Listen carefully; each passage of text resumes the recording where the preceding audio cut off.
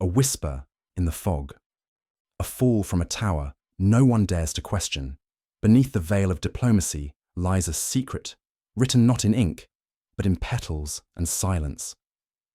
In this case, the truth wore no uniform, and those who saw it paid the price. Before we begin, I'd love to know, where in the world are you listening from, and what time is it for you right now?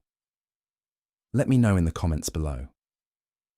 The mystery begins now. It was on one of those leaden mornings in late November, when the very air over London seemed to lie in heavy reluctance upon the rooftops and cobbled streets, muffling sound and spirit alike. The windows of Baker Street were veiled with condensation, rendering the world beyond into shifting shadows, the gas lamps casting halos into the murk like spectral eyes in vigil. I sat in my accustomed chair, perusing the columns of the Times, though my mind scarcely absorbed its contents. Holmes, meanwhile, remained motionless upon the settee, hands steepled beneath his chin, gaze fixed upon the ceiling as if tracing invisible constellations only he could perceive. Such days rendered the metropolis strangely quiet, no rattling of hansom cabs, no hurried bootsteps upon the pavement below. Even Mrs. Hudson had taken to lighting the fire earlier than usual, and the faint scent of coal mingled with the melancholy drizzle.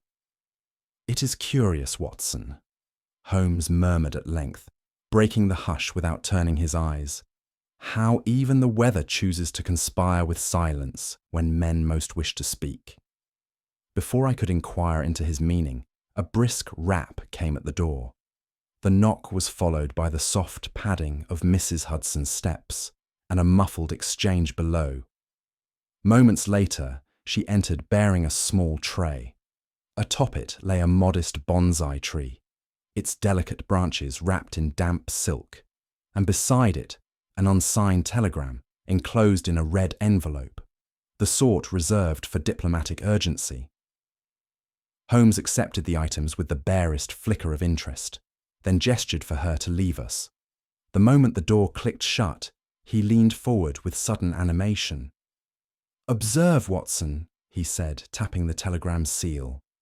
"British wax, but the fibre of the paper is unmistakably Meiji-era rice stock. And notice the compression folds. It was originally tri-folded in the Eastern style, then refolded in ours. A message from the East adapted for Western hands." He turned his attention to the bonsai. "Ah, Pinus parviflora, no more than 5 years old, yet trimmed with such precision it suggests the hand of a master. And here, beneath the moss bed, a trace of black volcanic grit. Mount Fuji, I believe." I stared at him. "But Holmes, there is no message, no signature."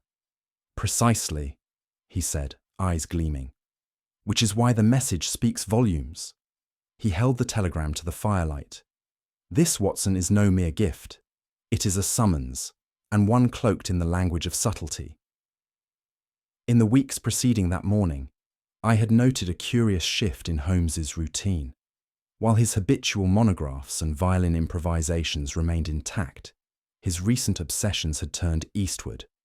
Japanese ink scrolls, translated haiku, and most peculiarly, nocturnes by Chopin rendered with a slow, meditative grace. He had spoken little of his reasons, yet there was a restlessness in him, as though some enigma had taken root beyond the reach of our usual London affairs. The presence of the bonsai, the anonymous telegram, and Holmes's certainty that it constituted a coded appeal merely confirmed my suspicions. Whatever tide now crept toward Baker Street, it came not with bluster and clangor, but in the quiet rustling of silk, the scent of chrysanthemums, and the sharp, distilled tension of Eastern diplomacy. Little did I know that it would carry us farther and deeper than either of us had ventured before. The second knock came scarcely half an hour later, firmer and less tentative than the first. Holmes had not moved from his armchair, yet he murmured, "Japanese leather soles, recently re-heeled, and an umbrella tip bearing mud from the Thames embankment." "A government man," I think, and recently returned from abroad. Mrs. Hudson opened the door to reveal a tall gentleman wrapped in a double-breasted wool coat, his collar high, his expression taut. His temples were prematurely silvered, though his face was youthful, and he carried himself with the clipped bearing of a man accustomed to whispered decisions and silent rooms. "Mr. Holmes," he said without preamble, "I am Sir Archibald Penrose, attaché to the British legation in Tokyo. I apologize for the unannounced intrusion." "You are expected," Holmes replied. "Pray take a seat." Sir Archibald hesitated, then sat stiffly across from Holmes. From his breast pocket, he withdrew a small sealed envelope and placed it on the table. His gloved hand lingered upon it for a moment before releasing it. "I received your address from Lord Beltham, who assured me your discretion matched your reputation." "I trust the matter is grave," said Holmes. Sir Archibald's jaw tightened. "It concerns the death of my daughter, Miss Eloise Penrose. Officially, it was declared a suicide. And unofficially—" "She was pushed," he said, his voice brittle with barely restrained anguish. "From Tokyo Tower, during a diplomatic gala." He nodded toward the envelope. "Before she died, she sent me that." Holmes picked it up delicately, his eyes unreadable. "Then I fear, Sir Archibald," he said quietly, "you have brought us not only a case, but a tragedy." Sir Archibald Penrose did not sit so much as collapse into the armchair opposite Holmes, the weight of his stature and sorrow briefly suspended by the fragile dignity of his posture. He was a man of notable reputation in foreign service. I had read his name more than once in the diplomatic columns of the Times, and yet, in that moment, he appeared stripped of all official bearing, pallid and haggard beneath the waxen sheen of composure. "I do not wish to waste your time, Mr. Holmes," he began, removing his gloves with a mechanical precision. "Nor mine. Time, you see, has already taken what I cherished most." Holmes regarded him with that particular stillness which to the trained observer signalled the sharpening of every internal faculty.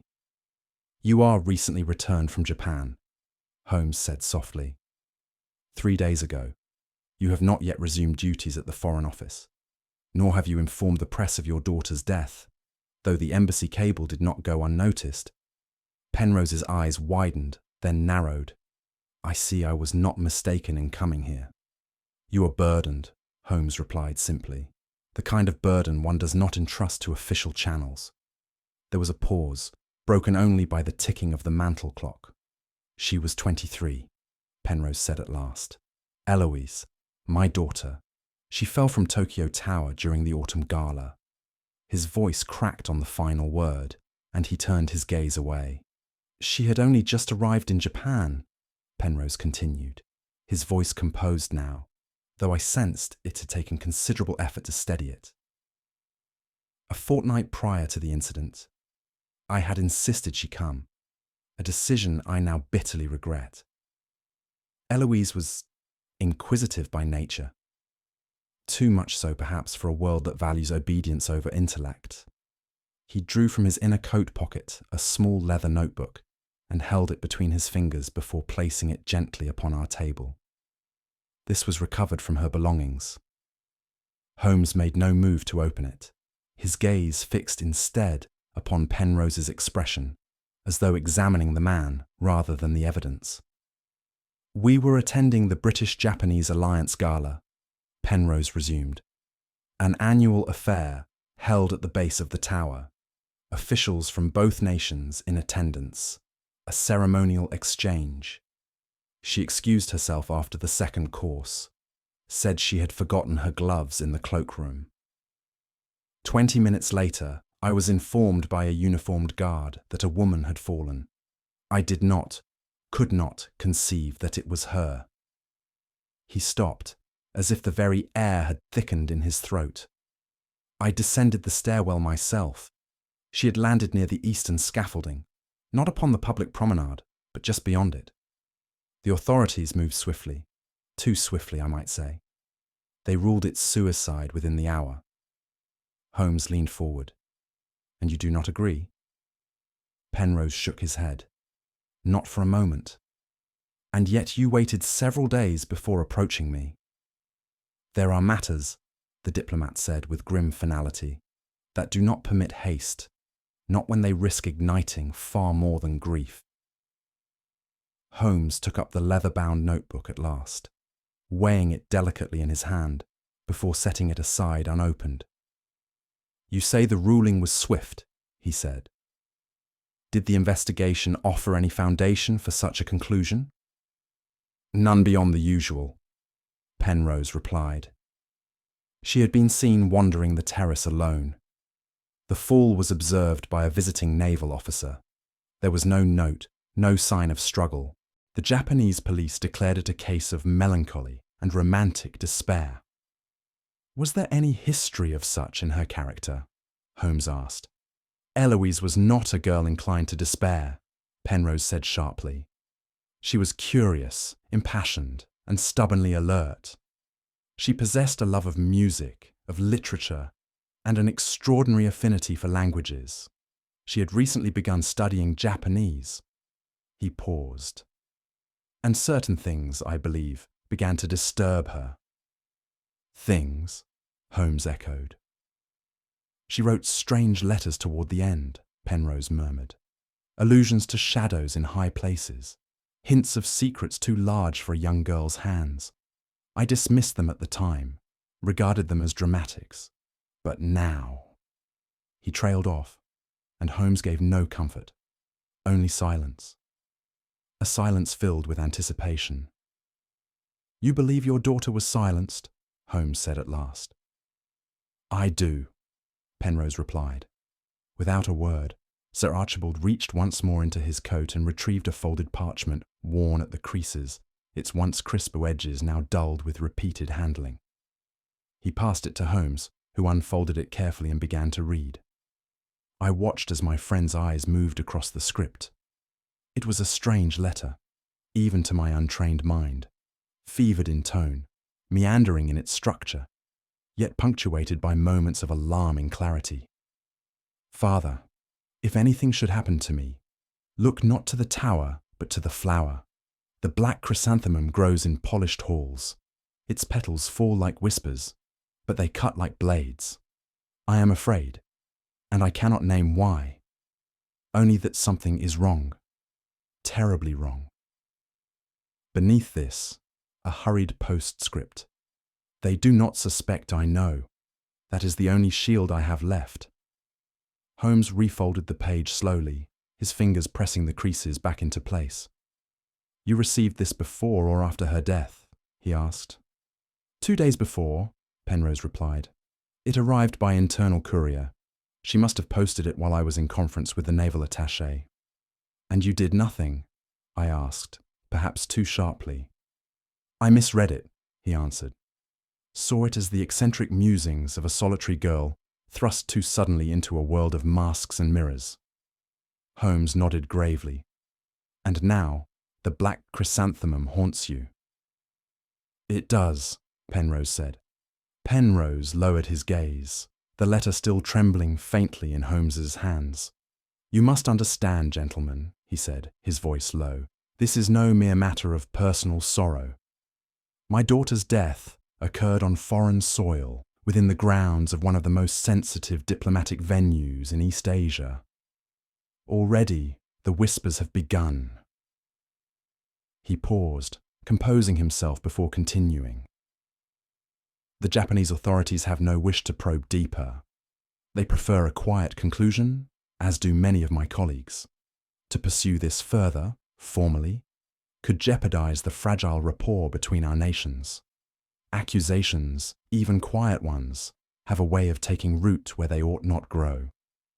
You fear this case may become political, said Holmes. I fear it already is, Penrose replied. And that in their eagerness to preserve harmony, they are content to let a grave injustice go unanswered. Holmes stood and walked to the window, gazing out at the shifting fog beyond. "And yet," he said softly, "you have come to me." Penrose's eyes met his. "Because whatever danger it may invite, I must know. I owe her that much. I failed her in life. I will not fail her in death." Holmes turned back, his expression unreadable. "Then we must go where the petals fall." Our departure from London was undertaken with a quiet efficiency that belied the gravity of our purpose. Holmes, ever the master of unobtrusive movement, arranged our passage aboard the RMS Strathmore, a liner bound for Yokohama by way of the Suez Canal. It was a voyage of considerable length, yet my companion made little use of the leisure it might have afforded.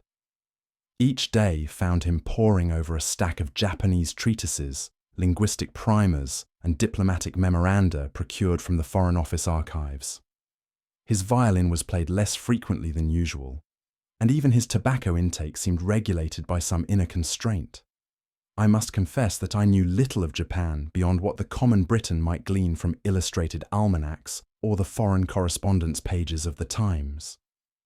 But Holmes was not content with superficial acquaintance.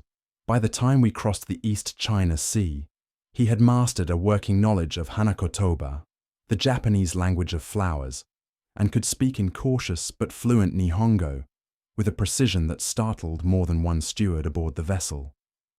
"The East, Watson," he said one evening, as we stood watching the dusk unfurl over the sea, "is a theatre in which the subtlest gesture may scream, and the loudest protest signify nothing."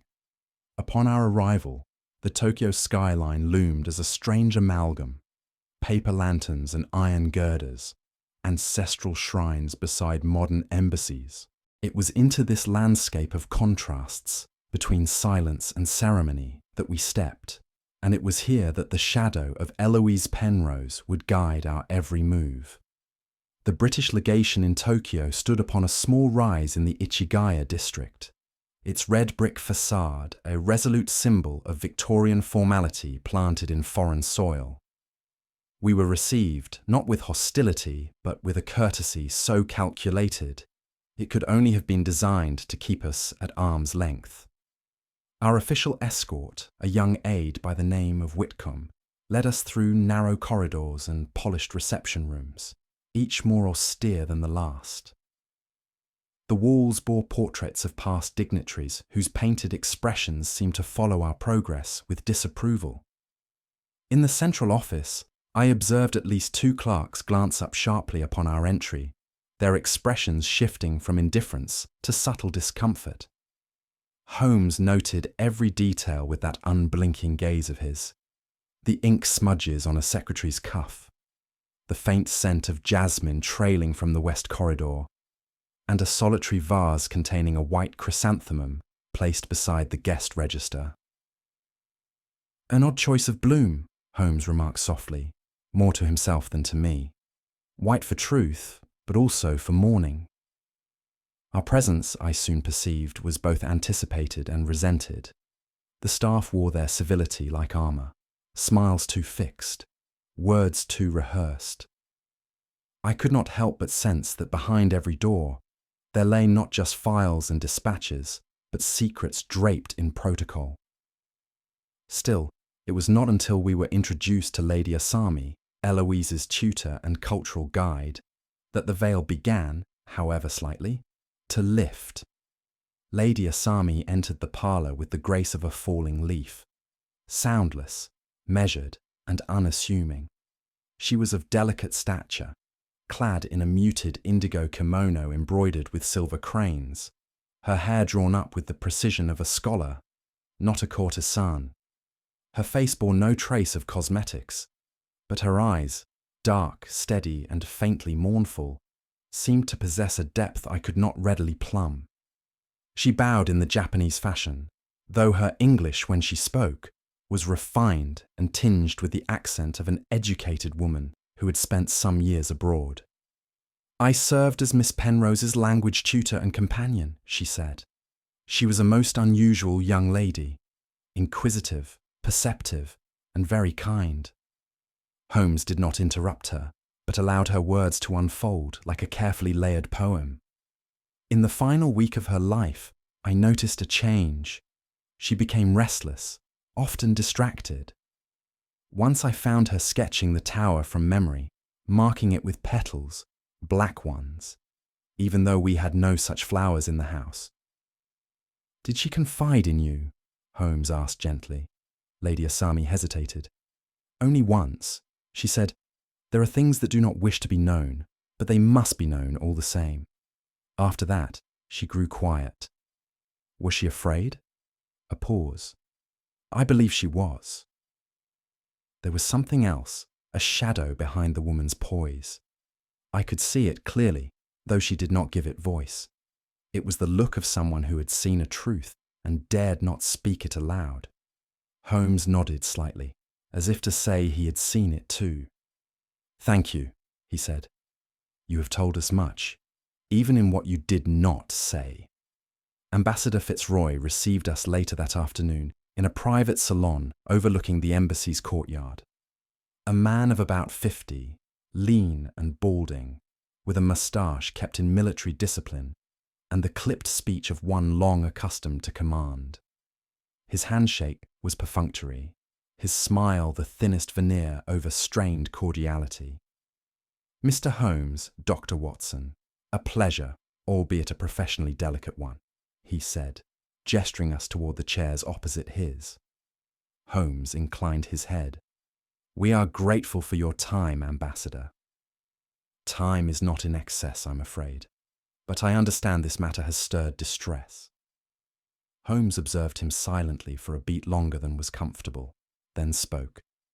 "We have come seeking clarity regarding Miss Penrose's final days. I am told you last saw her at the gala." Fitzroy's fingers tensed momentarily atop the armrest. "Yes. She arrived with Sir Archibald, mingled for a time, excused herself after dinner. We assumed she had retired."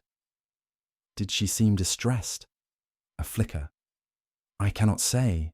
She was aloof, but young women are often so in such company." Holmes glanced toward a brass statuette on the mantel, a chrysanthemum carved from black jade. "An intriguing piece," he murmured. "A diplomatic gift," Fitzroy replied too quickly. "Purely ornamental." I could feel the tension congealing in the air. Fitzroy was not panicked, but his civility was laced with a discomfort he could not mask. Holmes said nothing further, but as we exited, he leaned toward me and whispered, "A man who knows more than he dares utter often speaks twice as much to say half as little." Charleston Holmes struck me at once as a man more at ease among polished silver than honest inquiry. Tall, impeccably groomed, and possessed of that peculiar confidence that comes from long immunity to scrutiny, he received us in a sitting room adjacent to his quarters, where everything, from the symmetrical arrangement of his books to the undisturbed dusting on the decanters, seemed curated to suggest refinement without warmth. "I knew Miss Penrose, yes," he said evenly, swirling a drink he did not sip. "She was spirited, intelligent. Far too intelligent, I dare say, for her own peace of mind." Holmes's gaze sharpened. "Were you close?" Denholm hesitated a fraction too long. "We shared an affection, certainly. I had hoped, well, she was young, impressionable. I admired her greatly." "Did you see her the night of the gala?" "I did, briefly. She seemed distracted, evasive. We spoke in passing, and then she vanished." Holmes allowed the silence to settle like dust before continuing. "And where were you when she fell?" "In the wine garden," Denholm replied, eyes narrowing. "With the Minister of Trade and 3 others, should you feel compelled to verify it." There was a brittleness in his tone now, a subtle challenge behind the charm. I noticed his fingers tapping, just once, against the stem of the glass. When we took our leave, Holmes remained thoughtful. "Affection," he murmured once outside, "is a most elastic word when guilt is near, especially in men who speak of intellect as though it were a fault." It was on the following morning that Holmes requested access to Eloise's former quarters. The legation's staff, having grown reluctantly accustomed to his presence, permitted the inspection with stiff neutrality. The room itself bore the delicate marks of her occupancy: a silken scarf folded with care atop the dresser, a half-finished sketch of the tower pinned to a corkboard, and beside the window a calligraphy set whose ink had dried in mid-use. Holmes examined all with his usual discretion, but it was the corner panel of a lacquered folding screen that drew his sustained interest. He knelt beside it, ran a gloved finger along its edge, and with a deft motion slid it backward on a concealed track. Behind it, nestled within the hollow recess, were two objects: a torn photograph and a tarnished brass button smeared faintly with a black granular substance. He passed the photograph to me. It had been torn diagonally, severing two figures. One was unmistakably Eloise, her eyes wide in what appeared not joy, but alarm. The other figure's face was absent, save for a lapel decorated with a distinct chrysanthemum pin. "Do you see?" Holmes said softly. "The past preserved not in what is visible, but in what is made to disappear." He held the button to the light, then rubbed a sample of the ash between thumb and forefinger. "Volcanic. Likely Fuji." I stared. "But the police?" "Dismissed it all," he replied, "because nothing was obviously missing, and therefore nothing, in their view, was hidden." He tucked both items into his inner coat. "But this, Watson, this is the residue of fear. Fear Eloise sought to bury before someone buried her." That afternoon, Holmes summoned me with quiet urgency to the embassy's modest library. Upon the table lay Eloise's journal, which he had finally been permitted to review. Among the pages, a mixture of Japanese vocabulary drills and introspective musings, he had discovered a penciled line under a date that coincided with the day before her death. It read, "Beneath the iron bell, 6:45. "There is only one place that matches such a phrase," Holmes said, rising. "The ceremonial garden in Ueno Park, where a great bronze bell rests near the old Shogo-in shrine. It is seldom used, but its symbolism is widely known: purity, rebirth, judgment." We journeyed there at dusk, the park hushed and near deserted. Holmes examined the base of the bell with minute care. Beneath its pedestal, tucked between the stones, he found the remains of a torn envelope, water-stained but bearing an official seal. "Someone was meant to meet her here," he said grimly. "Someone who did not come." "And the envelope?" "Left behind in haste or in guilt." He rose slowly. "We are not merely tracing shadows, Watson. We are standing where truth was silenced, quite possibly forever." By the time we returned to our quarters, a new weight had settled upon our investigation. The ash, the photograph, the bell, the letter. Each whispered not merely of personal peril, but of secrets larger than a single life. Holmes stood long at the window, unmoving, his eyes fixed on the dim lights beyond. "Do you believe we are meddling in affairs of state?" I asked, the question more a confession than an inquiry. Holmes did not turn. "We are uncovering the truth, Watson, whether it be dressed in uniform or buried in silence." For the first time, I sensed the stakes had shifted.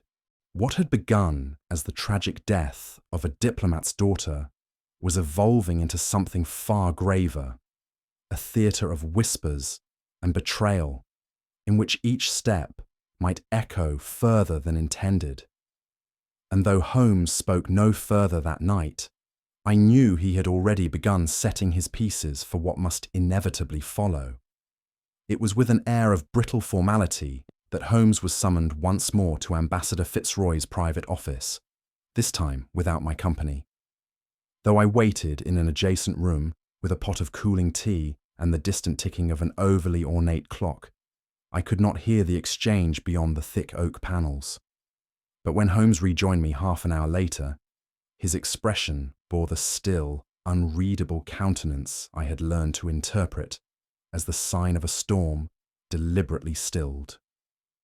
He cloaked it in civility, Holmes said mildly, donning his gloves. But the essence of the message was clear. We are no longer guests. We are liabilities. A threat? I asked. A warning, carefully laced with patriotic appeal. Fitzroy reminded me of the delicate balance of Anglo-Japanese relations and how even the smallest scandal might prove disruptive. He urged me to exercise discretion. And did you give him assurance of such? I gave him no more than silence, Holmes replied, which he took, quite wrongly, for consent. There was a pause. He knows, Watson, or suspects, and fear, once awakened, rarely lies dormant. I regarded him closely. You believe he is involved? Holmes did not answer at once. He turned his gaze toward the frost-blurred garden path beyond the window. I believe, he said at last, that we have touched a web spun so finely that to break one thread is to summon the entire spider. That same night, as we returned from a quiet supper at a tea-house near Kanda, we were met with a scene of tightly contained alarm at the legation. A fire, small but persistent, had erupted in the south wing, in a chamber used for document storage. Servants scurried about with pails, and an acrid tang hung in the air like the ghost of some smothered voice.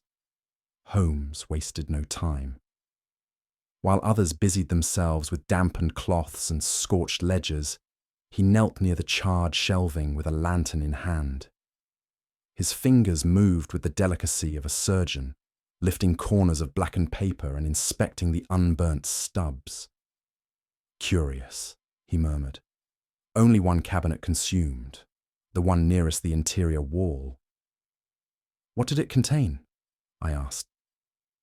Personal effects of the recently deceased, he replied. Eloise's letters, her sketches, some correspondence.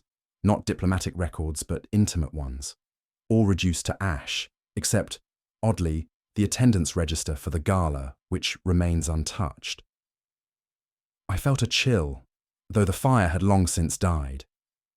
You think it was deliberate? I think, Holmes said quietly, that someone wished to erase the thoughts of a dead woman. Not her facts, but her fears. And such erasure, Watson, is not the act of grief, it is the act of guilt. The embers crackled faintly behind us as we stood in silence.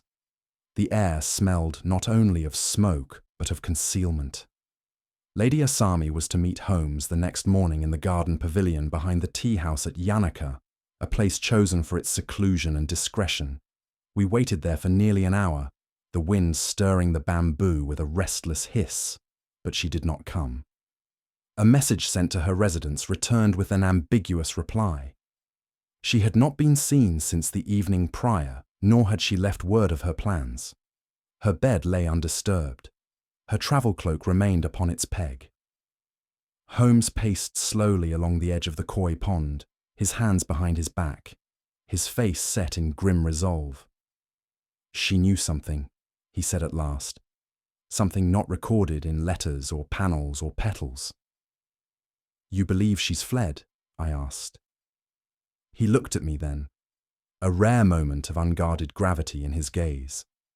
I believe, or he said, that she is gone, and not by her own will. A deep unease settled over me. What had begun as the pursuit of a single death now bore the stench of something darker, a chain of disappearances and silences, each linked by a thread woven through fear.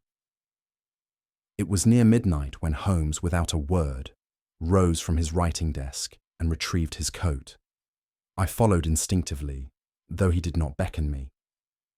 There are times in our friendship where explanation feels superfluous. This was one of them. We took a rickshaw as far as the park gates and walked the remainder of the path to Tokyo Tower. The structure loomed above us like a sentinel from another age, austere and unmoved by the sorrows committed in its shadow. Holmes moved with singular intent, guiding us to a maintenance hatch at the rear of the base. He had, it seemed, obtained a master key through some prior means I had not witnessed. The door creaked open to reveal a crawl space lined with rusting supports and coiled wire. There, scratched into the concrete just beneath the hatch's lip, was a small engraving, a black chrysanthemum, etched with care but no flourish. Holmes bent to examine it, brushing away dust with his glove. "It is not merely a symbol," he said. "It is a mark, a signature of warning. In Hanakatoba, the black chrysanthemum does not exist naturally. It signifies hidden grief, or a death not meant to be spoken." He tapped the carving with one gloved finger. "Someone stood here, Watson. Someone sent a message they could not voice. A mute epitaph for a girl who saw too much." The wind stirred again, and the tower groaned faintly overhead, as if remembering. On our return, Holmes spoke little until we reached our lodging. Then, before the fire, he opened Eloise's journal once more and pointed to a short list scribbled in the margin. Seemingly innocuous references to lilies, irises, and chrysanthemums. "It was not poetry," he said. "It was code. In Hanakatoba, each flower carries meaning. The white chrysanthemum, truth. The red camellia, a noble death.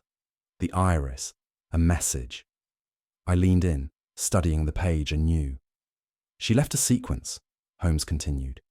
"Truth, death, message. It is not sentiment. It is chronology. Then the black chrysanthemum is not a flower," Holmes said, "but an invention. A cipher for that which cannot be acknowledged. An organization or individual using language itself as concealment. The blooms at the gala, the arrangements in the legation, they are not decoration. They are dispatches." My blood chilled. She used the system to alert someone, and someone else understood and silenced her for it. Holmes closed the journal with a snap. "We are not chasing shadows now, Watson. We are deciphering whispers dressed as ceremony." And in that moment, I grasped the peril that blooms could carry. The next morning brought whispers of a new development.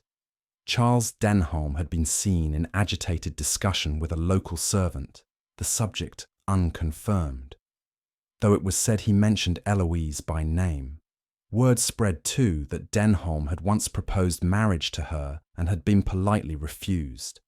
His pride, it was murmured, had not healed since. Holmes listened to the gossip without expression, but later remarked, "Jealousy is the most common of motives, Watson, and often the most convenient to blame." "You think he is innocent?" "I think he is dangerous," Holmes replied, "but not in the way the world assumes. If he killed for love, we should have found poetry. Instead, we find silence." A new unease settled over the case. Motives, like masks, shifted with every revelation. But one thing had become painfully clear. We were no longer investigating a murder. We were navigating a battlefield. It was a bitter morning when word reached us that the body of a young woman had been pulled from the waters of the Sumida River, caught against the supports of a wooden bridge by a passing boatman. Holmes did not wait for official summons. He had already donned his coat before the telegram had finished arriving. We arrived at the riverside precinct to find the scene shrouded in grey mist and whispered speculation. The officers were subdued, their glances toward us hesitant, as if already anticipating contradiction. The body, wrapped in a linen sheet and laid upon a bamboo stretcher, had not yet been transferred to the city morgue. As the covering was drawn back, I felt a tremor pass through me. Lady Asami. Her expression was peaceful, even composed, though the skin was pale and lips faintly blue. No signs of violence were visible to the untrained eye, and yet Holmes's face grew grave as he knelt beside her. "She was not meant to vanish without a trace," he murmured. "They wished her found, to make a point." "What point?" I asked, chilled not by the air, but by the implications. Holmes rose slowly. "That truth bears a price." The local constable offered a shrug. "She drowned. A suicide likely. Another tragedy." But Holmes was already staring beyond them all, eyes fixed not upon the body, but upon the unseen hand that had placed it there. Holmes requested, and obtained with only mild resistance, a few moments to inspect the body before its removal. The officers, though sceptical, indulged him, if only to be rid of him sooner. He examined Lady Asami with a delicacy that bordered on reverence. His hands moved with deliberate restraint, eyes noting every small dissonance. "Observe the hair," he said softly. "Recently brushed. A drowning victim rarely presents so tidy a crown." I leaned closer. Indeed, her hair had been arranged with care, not by the currents of a river, but by human hands. "And this—" He lifted the edge of her sash and revealed a small brooch pinned discreetly to the inner fold of her collar. It was Western in design, a modest silver oval bearing the crest of the British legation. "She never wore this openly," Holmes continued, "nor is it part of traditional attire. Why pin it here, unless as a signal, or a mark placed after death? Lastly," he gestured to her feet. The shoes were mismatched, not in kind, but in placement, left upon right, right upon left. "No woman would dress thus by accident," he said, "certainly not one so precise as Lady Asami." "She was dressed posthumously?" I asked, my voice low. He nodded, grave. "This is no suicide, Watson. This is theatre, a carefully crafted message to those who know how to read its language." And then, almost inaudibly, she was silenced, but not without speaking.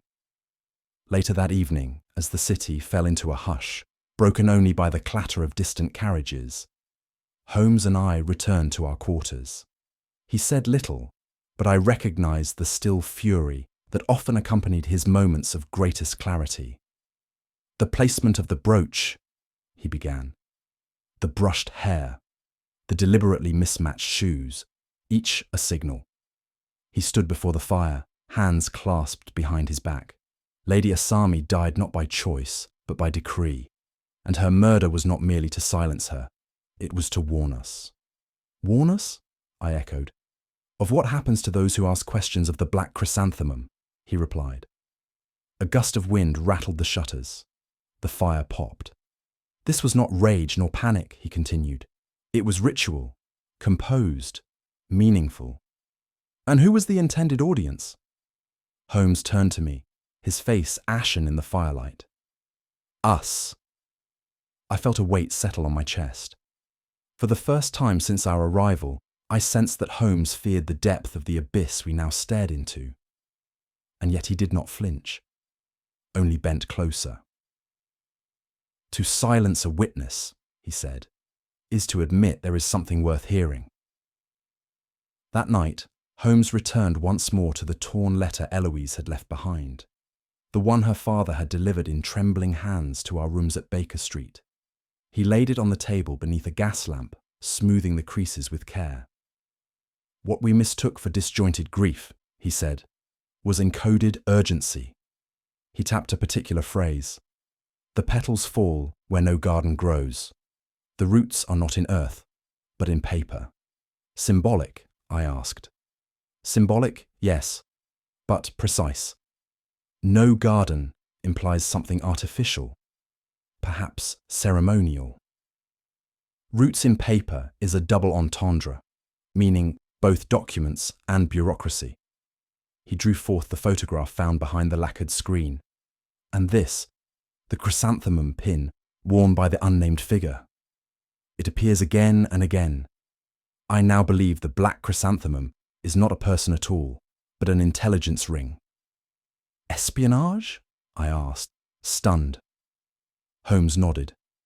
"Operating beneath diplomatic immunity, information smuggled through official channels, encoded in floral arrangements, ceremonial gestures, innocuous documents." He turned the photograph over, revealing a faint watermark. "And here, at last, the symbol again. Invisible but present. She saw it, Watson. She pieced it together." He looked up. "And she died for it." I sat back in my chair, the weight of the revelation settling in my bones. "She was only a diplomat's daughter," I said, hollowly. Holmes shook his head. "She was more.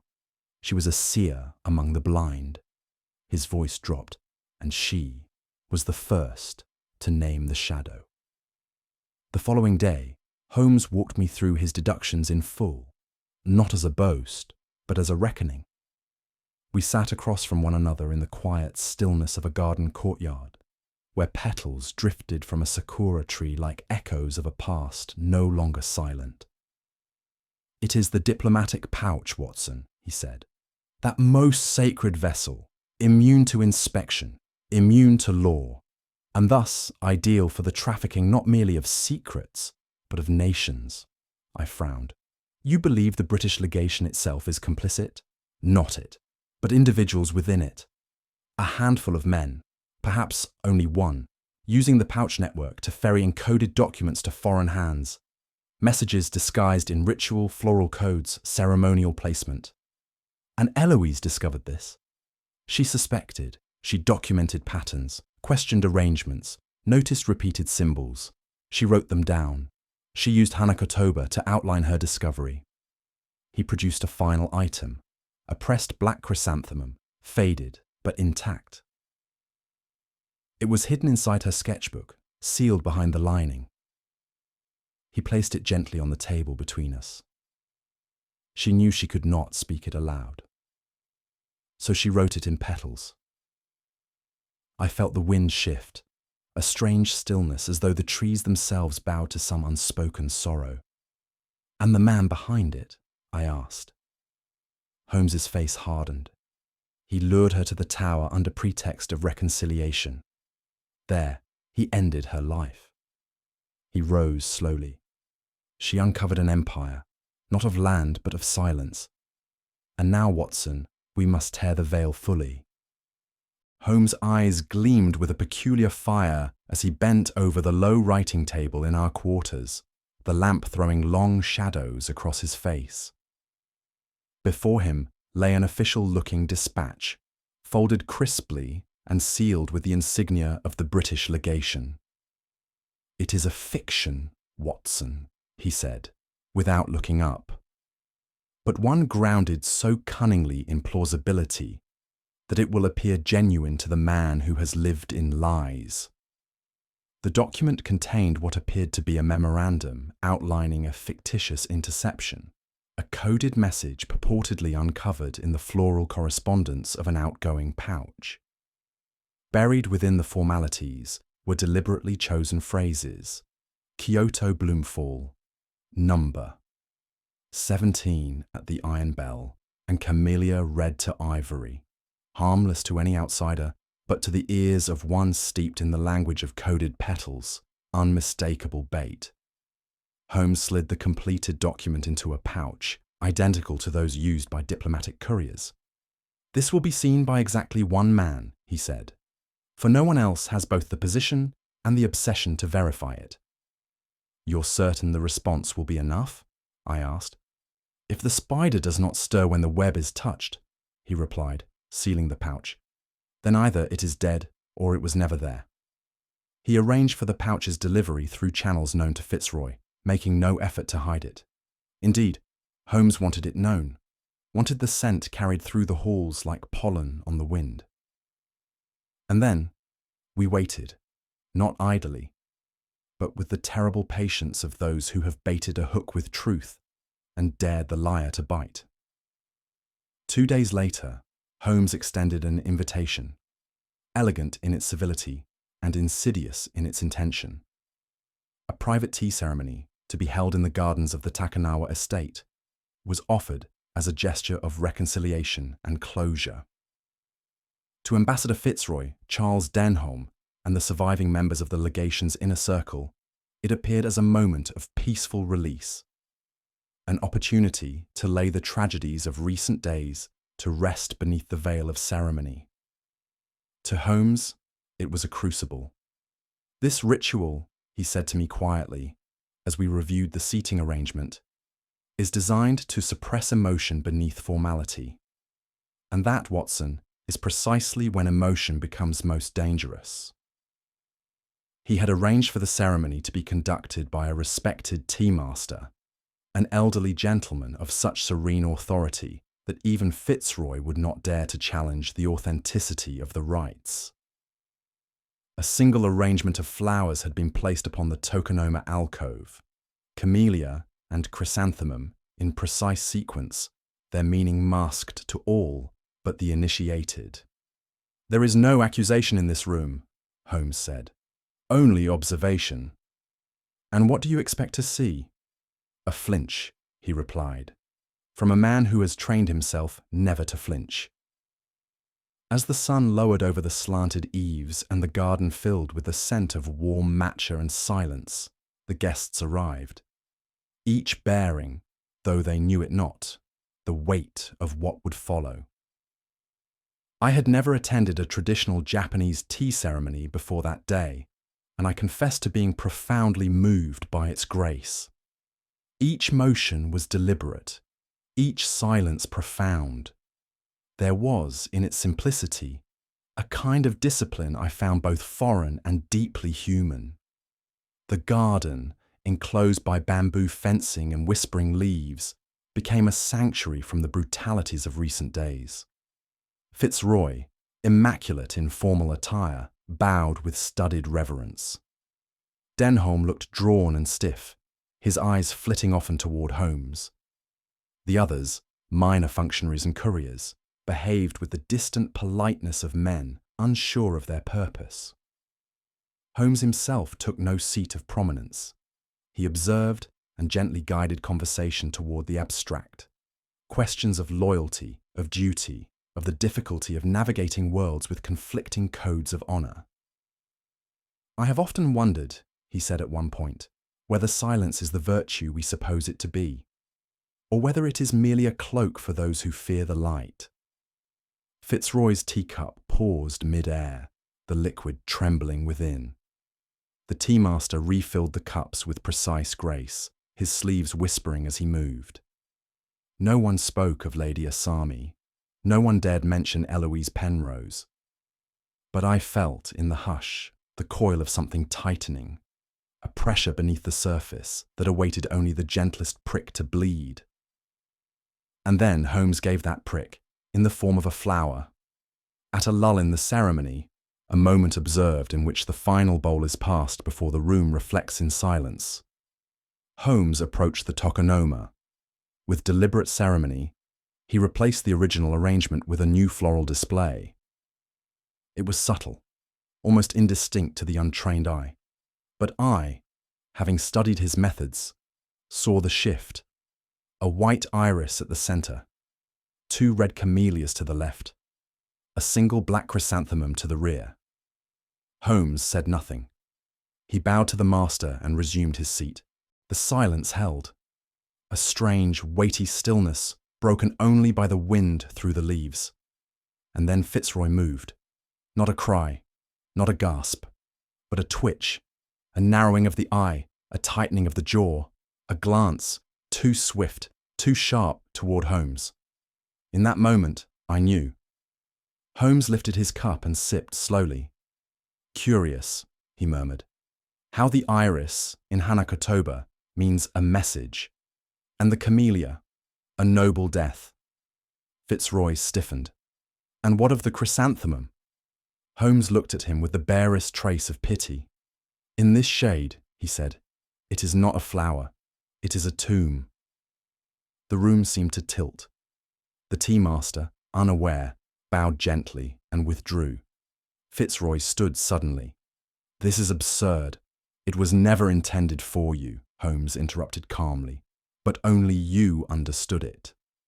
There it was, the unraveling. The code had spoken, and the man who had killed to bury its language had just revealed he still heard its voice. No one moved. Fitzroy remained half standing, his face pale with a fury so rained it trembled at the corners of his lips. Denholm looked at him with something like dawning horror.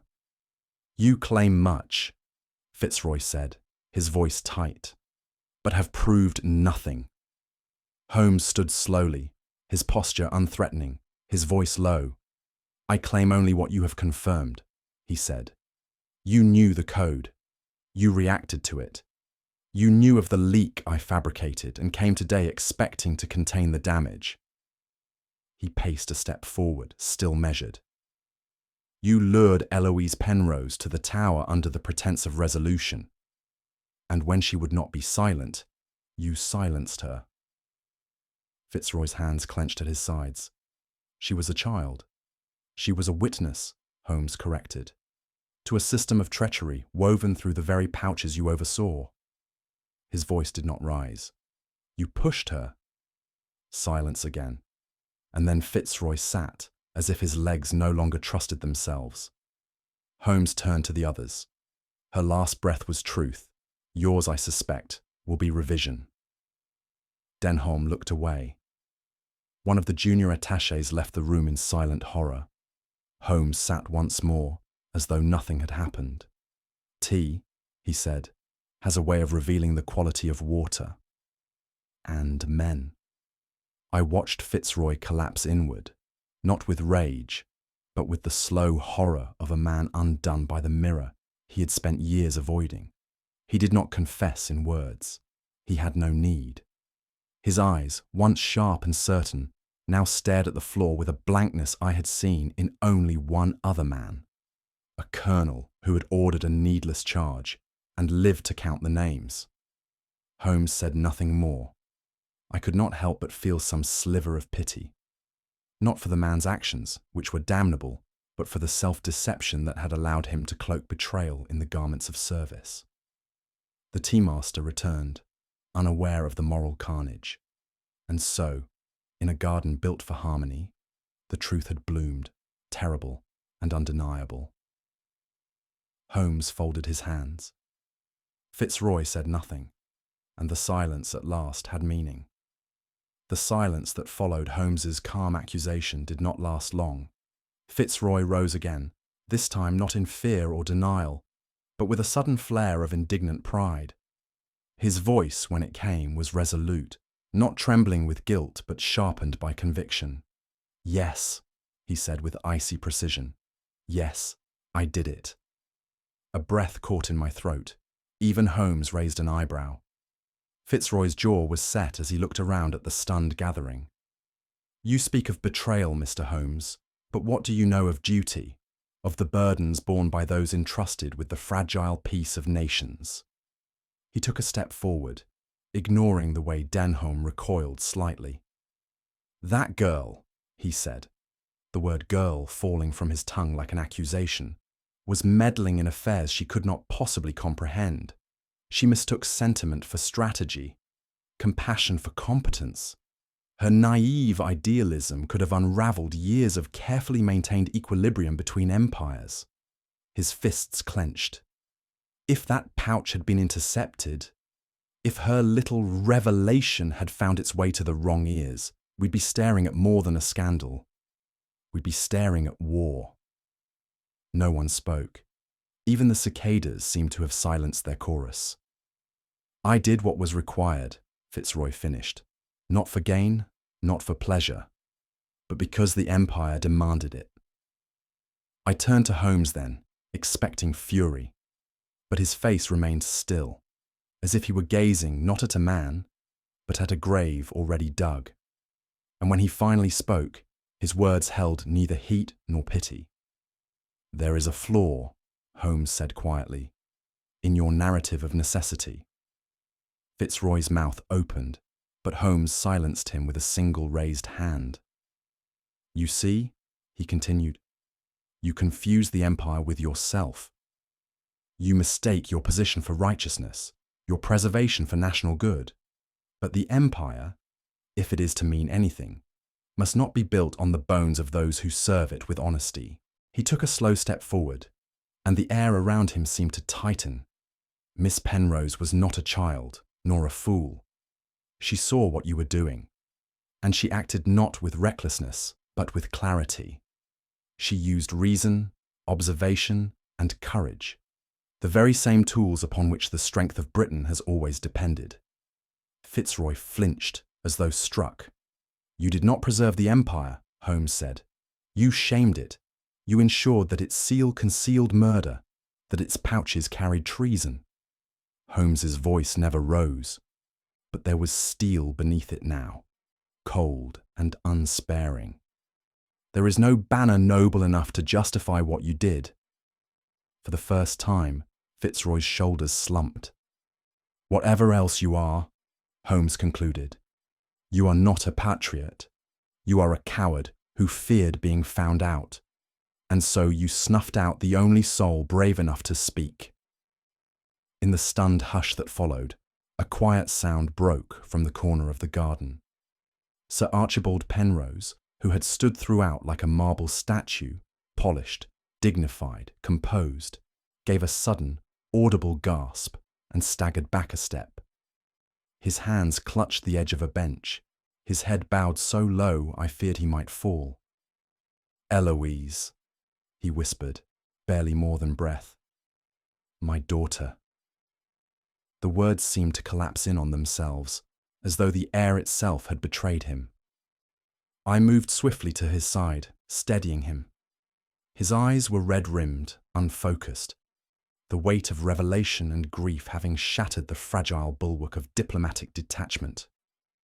"She tried to tell me," he murmured, "and I thought she was overwrought. I told her to be silent, to think of appearances. God forgive me." There was nothing I could say, so I did not speak. I simply kept my hand on his shoulder as he bowed under the burden of truth too long ignored. Holmes, too, did not interrupt. He merely turned his eyes away. And for a brief moment, I believed I saw something flicker behind them, not pity, but perhaps sorrow. What followed, though necessary, unfolded not in courts or public declarations, but in the muted corridors of diplomacy, where truth, though uncovered, must be sheathed again for the sake of greater stability. Holmes acted with clinical discretion. Through his private contact within the Tokyo Prefectural Police, he passed the full record of his investigation. Copies of Eloise's letter, the damning photograph, the pressed chrysanthemum, and Fitzroy's own unwitting admission at the tea ceremony. The arrangement was swift. Fitzroy, citing a sudden collapse in health, was granted an immediate leave from his post. A diplomatic cable was sent, indicating his return to London for urgent medical evaluation. His name would not be splashed across headlines. His fate, whatever it would be, would unfold behind closed doors. "He will not return to service," Holmes told me quietly. "That, at least, is assured." "And the others?" I asked. "They will remain silent," he said. "The machinery of empire is built not for confession, but for continuity." It should have felt hollow, but somehow, in the face of the loss we had witnessed, it felt proportionate. The price of truth, paid not with noise, but with quiet accountability. Holmes handed the final dossier to the authorities the next morning. And just like that, the black chrysanthemum had bloomed and withered, never to be spoken of again in official channels. But I wrote this all down. For Eloise, for memory, for justice, even if it came dressed in silence. We returned to London beneath a sky as grey and unfeeling as the fog that clung to the eaves of Baker Street. There was no fanfare, no sense of resolution. Only the quiet closing of a door behind us and the hollow echo of the fire crackling in the grate. Holmes said little as he removed his coat and seated himself in his armchair, steepling his fingers before his face. It was not the first time we had returned from foreign soil burdened by the gravity of unseen battles, yet something in the stillness of that evening, in the silence between us, rendered the familiar strangely estranged. The clink of china, the creak of wood, even the soft rustle of the Times upon the table seemed exaggerated in that solemn hush. I sat across from him, not speaking, knowing that he would soon give voice to the symphony of thoughts which had accompanied him from Tokyo to London. When he did at last stir, it was not with triumph, but with the calm detachment of a surgeon laying bare the wound. "There is poetry in petals, Watson," he murmured, "and treachery written in ink invisible to all but the careful." "The black chrysanthemum," Holmes began, his voice low, "was no mere symbol of floral beauty. It was an intentional cipher, encoded within the language of Hanakotoba, the Japanese art of floral communication." I raised my eyebrows, for though I had heard of that ancient system, I had never imagined it applied in espionage. "In that world," Holmes continued, "the colour, shape, and placement of a flower may signify sorrow, defiance, or truth. The black chrysanthemum does not exist in nature. It is an invention, a deliberate fabrication, just as the smuggling operation was." He rose, pacing slowly before the hearth. Eloise saw the connection. Her tutor, Lady Asami, helped her understand the code, hence the scattered petals in the lacquer box, the arrangement by the window. They were not ornaments, Watson, but warnings. He paused, as though admiring the boldness of it. She tried to send the truth without shouting it. She cloaked her knowledge in the very symbols that surrounded her, believing, wrongly, that her cleverness would keep her safe. Holmes turned then, his face shadowed. She was not naive. She knew she walked upon dangerous ground, but she chose to walk it nonetheless. Holmes moved then to the small stack of items laid out upon our sideboard, souvenirs to the untrained eye, yet to Holmes each one bore the weight of revelation. "The ash," he said, lifting the vial between his fingers, "was not London soot. It bore the distinct mineral trace of volcanic soil from Mount Fuji. It clung to the hem of Fitzroy's ceremonial haori, a garment he claimed had not been worn since the spring festivals. A lie, of course." He next produced the button, unremarkable save for the smear that marred its surface. "This," he said, "belonged to a diplomatic uniform, unique to those entitled to carry sealed pouches across borders." The ash upon it matched that on the hem. "That uniform, Watson, was worn the night Miss Penrose died." I remembered the button's discovery behind the lacquer screen. At the time, I had dismissed it as debris. Holmes then took up the torn photograph, carefully reassembled. It showed Fitzroy and Eloise, not as colleagues, but in a moment of private intimacy. The image had been ripped precisely across her face. "She kept it," Holmes said quietly. "Not as memento, but as leverage, proof, perhaps a last resort." He set the items down gently. "They were in plain sight, Watson. Each clue dismissed because no one wished to believe what she saw. But she believed it, and she was right." Holmes sat again, his gaze turned toward the window and the shrouded evening beyond. "She possessed an admirable clarity," he said at last, "and a rare intellect, sharpened not by books, but by observation and instinct." There was no theatrical flourish in his tone, no indulgence of sentimentality. And yet, in the long years I had known him, I had seldom heard such quiet reverence in his voice. She followed the trail where it led. She questioned what others accepted. "In another life," he added, almost absently, "she might have made a detective of the first order." I nodded, though my throat tightened. "She had," Holmes concluded, "a finer mind than many a man who wore rank or title." He said no more, but in that silence I heard an epitaph more eloquent than any that might be carved in stone. In the days that followed, life in Baker Street resumed its ordinary rhythms: the knock at the door, the hum of traffic, the occasional case of a missing ring or a dishonest clerk. But beneath it all ran the quiet current of memory. The case of Eloise Penrose was not one that Holmes ever recounted to our visitors, nor did it find its way into any police docket. It existed only in the shadows, between nations, behind doors, within the folds of a wilted flower. And yet, I write it now, not as a tale of deduction, but as a chronicle of courage. Justice, in this instance, did not wear robes or mount the scaffold. It moved silently, cloaked in discretion, veiled in political necessity. But it moved, and it cost. Lady Asami, Eloise, even Sir Archibald, who lost far more than reputation. They paid the price exacted by truth in a world too frightened to bear it aloud. I looked to Holmes one morning, seated with the newspaper, as though no grave had ever been dug beneath a tower in Tokyo. "There is no glory in silence," I said quietly. "No," he replied. "Only peace. And not always that." The train rolled steadily through the countryside, its progress muffled by a fine, persistent rain that painted the windows in streaks of grey and silver. The fields passed in blurred silence. Hedgerows bowed beneath the weight of the mist.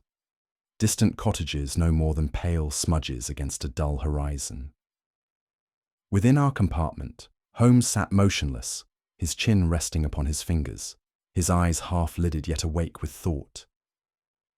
I did not disturb him. The case, though concluded in fact, lingered about us still, not as a triumph, but as a shroud of memory and moral weight.